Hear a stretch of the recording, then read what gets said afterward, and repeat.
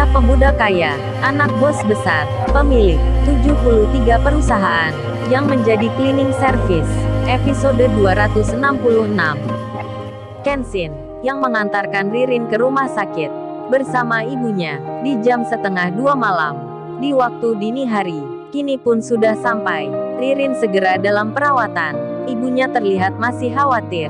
Tak berselang lama, setelah memeriksa Ririn, dokternya pun datang. Kemudian beliau bilang, "Oh ini ibu, Mbak Ririn ini untung segera dibawa ke sini. Andai terlambat 2 jam saja, kondisinya bisa makin parah." Lalu dokternya bertanya, "Kalau mas ini siapanya ya?" Kenshin menjawabnya, "Saya temannya dok." Dokter pun menyahut, "Oh saya kira mas suaminya." Ibunya Ririn mendengar pertanyaan itu, maklum, dokternya tak salah mengira, karena sekarang bukan waktu biasa untuk seseorang menjenguk pasien. Kemudian sang dokter melanjutkan bicara, "Oh ini ibu saya mau menginformasikan. Mbak Ririn ini nampaknya kelelahan. Mungkin Mbak Ririn terlalu sibuk kerja, sampai telat makan. Biasanya ini bu, kondisi yang kami temukan seperti itu." Ibunya Ririn lalu menjawab, "Iya dok benar itu. Anak saya memang sering telat makannya. Di rumah pun juga bekerja. Padahal sudah saya ingatkan. Namun memang anak saya ini menyukai pekerjaan." Ketika mendengar itu, Kenshin merasa bersalah. Ririn yang luput dari perhatiannya. Kemudian dokter pun bilang, "Kalau gitu, Mbak Ririn dirawat inap saja. Kami khawatir kalau pulang, bisa turun lagi kondisinya." "Oh ya bu, besok mungkin Mbak Ririn butuh sedikit tambahan darah. Mungkin ibu bisa memberikan." Ibunya langsung menjawab, "Iya dok saya bersedia sekali." Dan keterangan dokter pun sudah dijelaskan. Ririn kini, atas permintaan Kenshin, dipindah di kamar VIP, tempat yang terbaik, yang ada di rumah sakit itu. Kemudian mereka pun menunggu, tak terasa sampai beberapa waktu. Pagi pun menjelang, ibunya Ririn lalu bilang, "Oh ya Mas Kenshin, baiknya Mas Kenshin ini, pulang dulu ke rumah, untuk beristirahat, kan semenjak tadi malam, Mas Kenshin belum tidur, biar ibu saja yang menunggu. Entar bibinya juga datang." Ibu benar-benar ini mengucap terima kasih banyak, sudah merepotin Mas Kenshin sekali. Kenshin pun menjawabnya, "Nggak apa bu, itu nggak masalah. Saya di sini saja." Namun ibunya Ririn terus memintanya, dan akhirnya Kenshin bersedia melakukan seperti yang dikatakan. Apalagi dirinya melihat Ririn, kondisinya semakin membaik, dan tepat jam 6:04, Kenshin meninggalkan rumah sakit dengan naik mobilnya sendiri. Ia akan pulang. Di saat bersamaan itu, di waktu perjalanan, teleponnya berdering. Kenshin mengangkatnya. Rupanya Bang Hotman yang menelponnya. Bang Hotman pun menyapa, "Selamat pagi Tuan Muda. Maaf ini mengganggu waktu ngopinya. Ini saya mau tanya, rumahnya Pak Andi masuk sebelah mana ya? Kemarin kita sudah janjian untuk melihat berkas-berkas dokumen tentang hutang di bank yang ada hubungannya dengan debt collector." Kenshin yang di jalan mendapat tanya itu, apalagi ia akan lewat jalan yang sama. Ia pun menjawabnya, "Oh ini Bang Hotman, kebetulan ini saya lagi keluar, dan dekat pula dengan jalan raya dari tempat rumahnya Pak Andi." Bang Hotman tunggu bentar saja. Kalau ada minimarket, berhenti saja di situ. 5 menit saya sampai. Dan benar saja, tak lama berselang, Kenshin pun tiba. Ia melambaikan tangannya ke arah mobilnya Bang Hotman. Bang Hotman yang melihatnya, tentu saja terkejut. "Kok cepat sekali Tuan Muda ada di sini?" Bang Hotman pun melihat Kenshin yang memakai mobilnya. Beliau pun lalu menyeberang, kemudian mengikuti Kenshin dari belakang. Beruntungnya, jalan masuk rumahnya Pak Andi begitu sangat lebar, mobil pun bisa leluasa jalan. Dan saat itu, jam menunjuk hampir 6:30 pagi. Pak Andi yang di rumahnya. Semenjak jam 5 tadi, beliau pun sudah bersiap, menyiapkan segalanya, berganti pakaian kerja, dan tentu saja berkas dokumennya tentang pelunasan hutang itu tak luput ditaruh di dalam tasnya. Begitu pula dengan istrinya, yang semenjak pagi sudah memasak makanan untuk suaminya. Hal itu bisa dimaklumi mengapa mereka pagi ini begitu semangat sekali. Putri anaknya pun sampai sudah mandi di pagi-pagi sekali, bahkan sudah berhias diri Mereka pun punya rencana akan mengantar ayahnya ke jalan raya untuk berangkat kerja. Dijemput Pak Sopir, seperti yang dikatakan kemarin. Mereka saat ini terlihat senang sekali. Putri ada di ruang tamu. Begitu pula mamanya dan juga ayahnya. Kemudian terdengar suara dari depan rumahnya. Mereka pun melihat keluar lewat kaca jendela. Di situ nampak ada mobil. Yang satunya begitu mewah, berhenti di samping pagar. Pak Andi pun bertanya, milik siapa itu ya? Kok mewah sekali? Demikian pula istrinya, yang juga memperhatikan.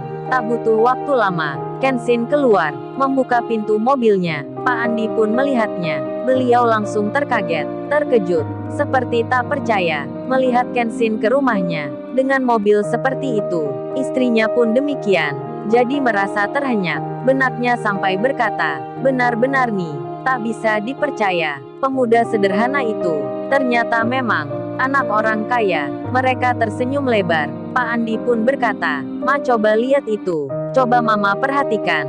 Itu kan Mas Kenshin. Kok kesini pagi-pagi?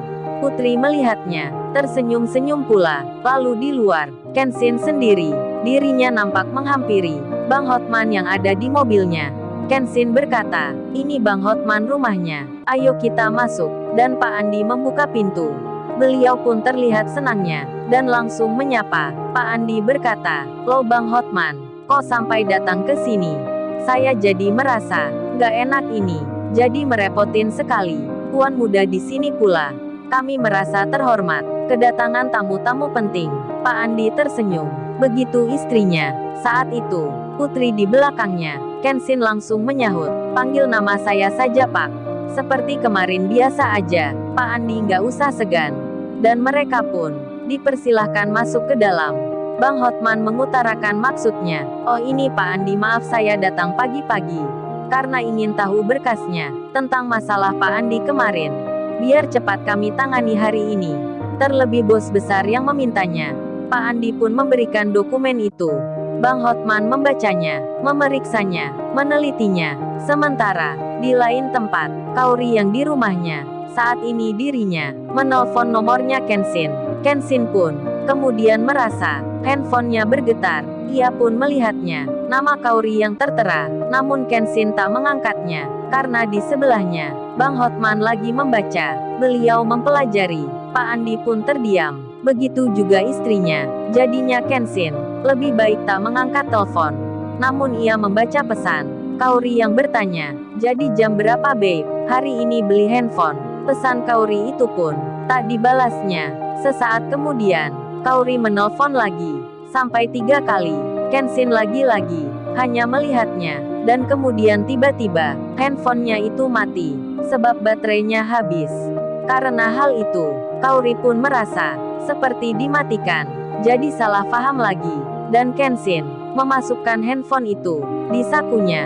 Di tengah itu, putri anaknya Pak Andi memperhatikan Kenshin yang memegang handphone jadulnya. Putri pun dalam hatinya bertanya, benar-benar nih, tak bisa dipercaya. Mobilnya di luar mewah, tapi gadgetnya amat lama. Lebih berharga pula katanya. Di tengah putri yang memperhatikan, Bang Hotman lalu bicara, oh Pak Andi, setelah saya baca ini, saya pelajari isinya. Masalahnya hari ini, saya jamin beres.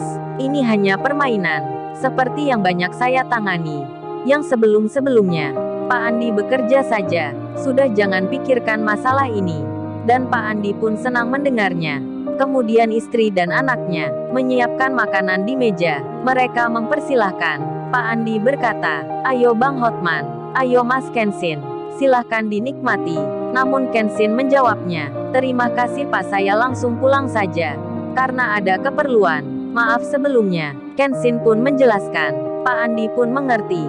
Begitu pula istrinya. Kemudian mereka berdua mengucapkan terima kasih. Dan putri pun juga sama. Lalu Kenshin teringat. Kemudian ia bilang, oh ya mbaknya ini, apa mau kerja juga? Mendapat tawaran itu, putri pun langsung menyahutnya dengan mengiyakan. Apalagi mamanya menyentuh bahunya, pertanda agar mau saja. Melihat itu Kenshin pun bicara, oh ya Pak Andi kan masih ingat waktu yang ramai-ramai kemarin. Di situ Mbak Rena lagi butuh orang. Entar saya bilangkan, kerjanya di perusahaan itu. Pak Andi pun mengiyakan, sambil tersenyum. Kenshin lalu berpamitan. Bang Hotman masih di rumah Pak Andi, menikmati makanan. Waktu itu, sudah menunjukkan pukul, di jam 7:10. Kenshin kini, sudah berada di jalan raya. Ia pun teringat Kaori, yang menelponnya tadi, tak sempat diangkatnya, sebab baterainya habis. Dan karena ini, masih di perjalanan, Kenshin pun membelokkan arah kemudi mobilnya. Ia langsung. Lalu, bagaimana kisah selanjutnya? Subscribe channel ini untuk episode berikutnya. Terima kasih.